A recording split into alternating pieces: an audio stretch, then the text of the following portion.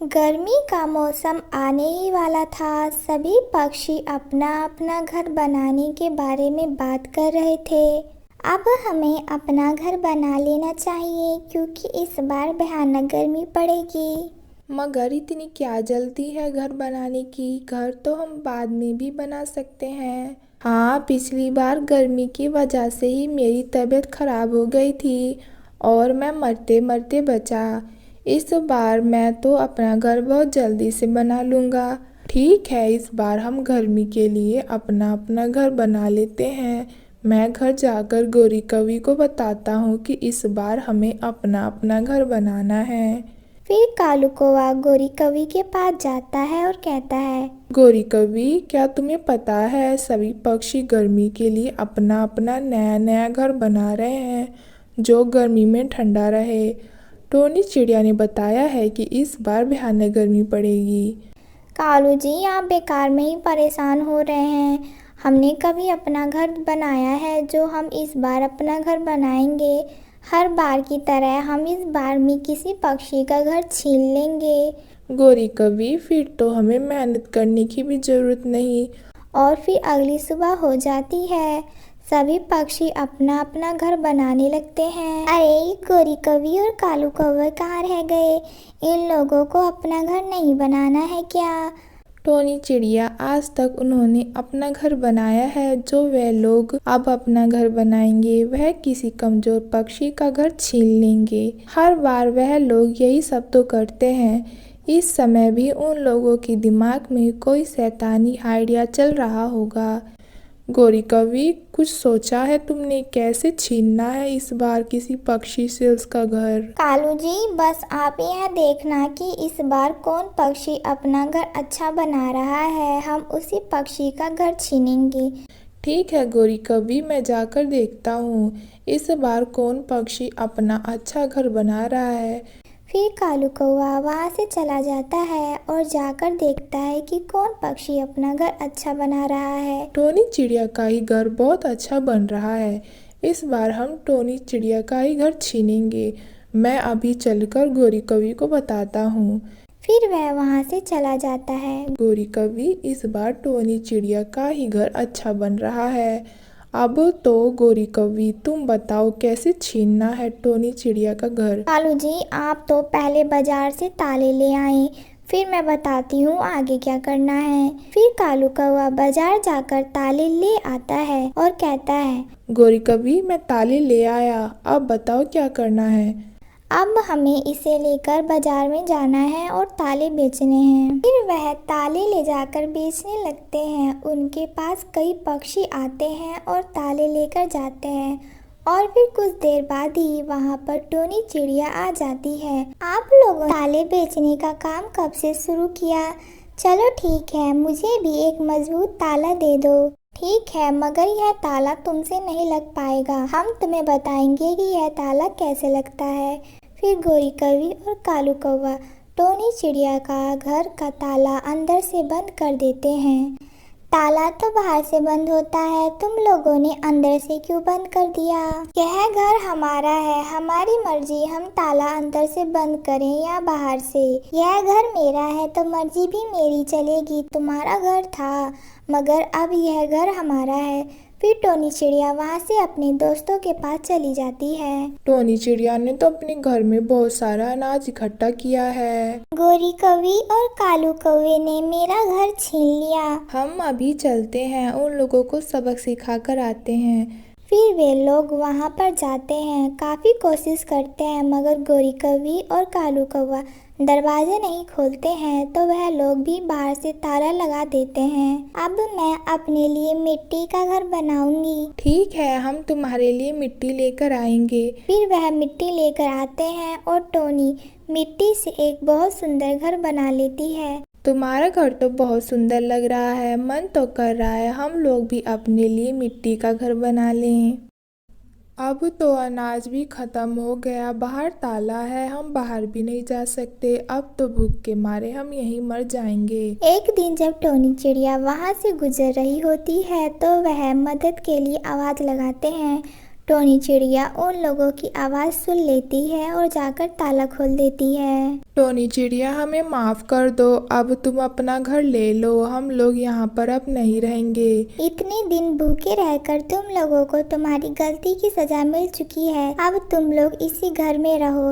मैंने अपने लिए एक मिट्टी का घर बना लिया है। और फिर टोनी चिड़िया अपने मिट्टी वाले घर में खुशी खुशी रहने लगती है। गोरी कौवी और कालू कौवा बहुत भूखे थे। उन्हें सुबह से कुछ खाने के लिए नहीं मिला। वह भोजन की खोज में इधर उधर घूम रहे थे। फिर वह थक हार के एक पेड़ पर जाकर बैठ जाते हैं। कालू जी, भूख के मारे तो मेरे प्राण ही निकलने वाले हैं। गोरी कवि, मैंने कौन सा भोजन खा लिया है, मैं भी तो सुबह से भूखा ही हूँ। तभी उन लोगों के सामने एक चिड़िया परी आ जाती है। चिड़िया परी को देखकर गोरी कौवी और कालू कौवा डर जाते हैं। आप कौन हैं? आप अचानक से कैसे प्रकट हो गई? गोरी कौवी और कालू कौवा, आप डरे नहीं, मैं एक जादुई पक्षी हूँ। मेरे पास जादुई शक्तियाँ हैं। मुझे पता चला कि आप लोग भूखे हैं, तो मैं आपकी सहायता करने के लिए आ गई। जादुई पक्षी जी, आप तो बस हमें भोजन दे दीजिए, हमें और कुछ भी नहीं चाहिए। गोरी कवि, आप पहाड़ के पास जो कुआं है वहां जाएं। कुएं के पास एक पेड़ होगा, उस पेड़ से एक पत्ता तोड़कर उस कुएं में डाल देना और फिर कुएं से भोजन मांगना, वह तुम्हें भोजन दे देगा। मगर वह कुआं सिर्फ सच्चे और अच्छे पक्षियों की सहायता करता है। वह सभी पक्षियों को भोजन तो दे देता है, मगर जो पक्षी सच्चे और अच्छे होते हैं उन्हें वह भोजन मीठा लगता है और लालची पक्षियों को वह भोजन कड़वा लगता है। फिर गोरी कौवी और कालू कौवा पहाड़ वाले कुएं के पास जाने के लिए निकल पड़ते हैं और फिर कुछ ही देर में वह कुएं के पास पहुंच जाते हैं। कालू जी, उस जादुई पक्षी ने यही कुएं के बारे में बताया था। मुझे तो उसकी बातों पर थोड़ा भी विश्वास नहीं है। मगर वह पक्षी जादुई था, तुमने देखा नहीं वह कैसे हमारे सामने आ गया, और वह हमसे झूठ क्यों बोलेगी? हमने कौन सा उसका भोजन चुराया है जो वह हमसे बदला ले लेगी? तुम सही कह रहे हो, क्या पता वह पक्षी सच बोल रही हो। फिर गोरी कौवी उस पेड़ से एक पत्ता तोड़कर उस कुएं में डाल देती है और फिर उस कुएं से आवाज आती है, लगता है किसी सच्चे पक्षी को मेरी सहायता की जरूरत है। मांगो, तुम्हें क्या चाहिए? कुएं जी, आप हमें रसीला और विशाल आम दे दीजिए। फिर कुआं उन्हें एक बड़ा और रसीला आम दे देता है। कालू जी, अब तो हमें कभी भूखा नहीं रहना पड़ेगा और ना ही कभी किसी और पक्षियों के घरों में चोरी करनी पड़ेगी। चलो गोरी कवि, अब जल्दी से हम यह रसीला आम खाते हैं। नहीं कालू जी, हम यह आम सभी पक्षियों के सामने खाएंगे। सभी पक्षियों की चोंच में जब पानी आएगा तो मुझे बहुत मजा आएगा। फिर वह आम लेकर अपने जंगल में आते हैं। इतना बड़ा आम देखकर वहाँ पर टोनी चिड़िया और तोता भी आ जाते हैं। गोरी कवि, तुम इतना बड़ा आम कहाँ से लेकर आई हो? देखने में तो यह बड़ा रसीला लग रहा है। थोड़ा सा आम हमें भी दे दो, मैंने भी तो तुम्हें कई बार भोजन दिया है। चुप करे जाओ बड़ी चोंच वाले तोते, वरना तुम्हारी चोंच अभी मैं तोड़ दूंगी, जिससे तुम इतनी चपर चपर कर रहे हो। गोरी कवि, तोता सही कह रहा है, तुम्हारे पास इतना बड़ा आम है, तुम थोड़ा सा हमें आम दे दोगी तो क्या होगा। यह आम बड़ा रसीला आम है, हम सुबह से भूखे हैं, मेरा कई दिनों से ऐसा ही आम खाने का मन कर रहा है। टोनी चिड़िया, तुम अब रोजाना ही हमें ऐसा ही रसीला आम खाते हुए देखना। यह आम तो एक है, अभी ऐसे मेरे पास कई आम हैं। फिर गोरी कौवी और कालू कौवा उन पक्षियों के सामने आम खाते हैं। चलो टोनी चिड़िया, यहाँ से यह लालची पक्षी हमें कुछ भी नहीं देंगे। फिर वह पहाड़ों वाले जंगल में जाने के लिए निकल पड़ते हैं और जाकर एक पेड़ पर बैठ जाते हैं। टोनी चिड़िया, गोरी कवि और कालू कौवे ने मेरे घर से कई बार भोजन चुराया है, मगर मैंने उन्हें कभी कुछ नहीं कहा। मगर देखो, आज उन्होंने हमें आम का छोटा सा टुकड़ा भी नहीं दिया। रहने दो तोते, वह दोनों बहुत लालची हैं, वह हमें कभी भी आम नहीं देंगे। मगर मुझे यह समझ में नहीं आ रहा है, इस जंगल में तो आम कहीं भी नहीं, तो उन लोगों के पास इतना बड़ा आम कहाँ से आया? टोनी चिड़िया, क्या तुम जानती नहीं वह दोनों कितने लालची और चोर हैं। वह पक्का किसी और पक्षी के घर में चोरी करने गए होंगे और इतना बड़ा आम वहीं से लेकर आए होंगे। इतने में वहाँ पर चिड़िया परी आ जाती है और कहती है, आप लोग भूखे हैं, मुझे पता चल गया उन लालची कौवे और कौवे ने आपको आम नहीं दिया। आप लोग पहाड़ के पास जाएं, वहाँ पर एक कुआं है और वही कुएं के सामने एक पेड़ होगा। उस पेड़ से आप एक पत्ता तोड़कर उस कुएं में डाल देना और अपने लिए भोजन मांग लेना। मगर वह सिर्फ अच्छे और सच्चे पक्षियों की सहायता करता है। अगर कोई लालची पक्षी उससे भोजन मांगता है तो वह उसे भोजन तो दे देता है, मगर उस लालची पक्षी को वह भोजन कड़वा लगता है। फिर टोनी और तोता उस कुएं के पास जाने के लिए निकलते हैं और थोड़ी ही देर में वह पहाड़ों वाले कुएं के पास पहुंच जाते हैं। टोनी चिड़िया पेड़ से एक पत्ता तोड़कर उस कुएं में डालती है और फिर उस कुएं से आवाज आती है, लगता है किसी सच्चे और अच्छे पक्षी को मेरी सहायता की आवश्यकता है। मांगो, तुम्हें क्या मांगना है? तुम्हें हर प्रकार का भोजन मेरे पास मिलेगा। कुएं जी, आप हमें रसीला और मीठा आम दे दीजिए। मेरा कई दिनों से रसीला और मीठा आम खाने का मन कर रहा है, हमें आप आम दे दीजिए। फिर कुआं उन्हें आम दे देता है। जैसे ही वह आम खाने वाले होते हैं, वहाँ पर गोरी कौवी और कालू कौवा आ जाता है और गोरी कौवी टोनी चिड़िया और तोते को देखकर बोलती है, तुम सब यहाँ पर हो, तुम्हें इस जादुई कुएं के बारे में कैसे पता चला? तुम्हें इस जादुई कुएं के बारे में किसने बताया? चलो भागो, यह कुआं मेरा है।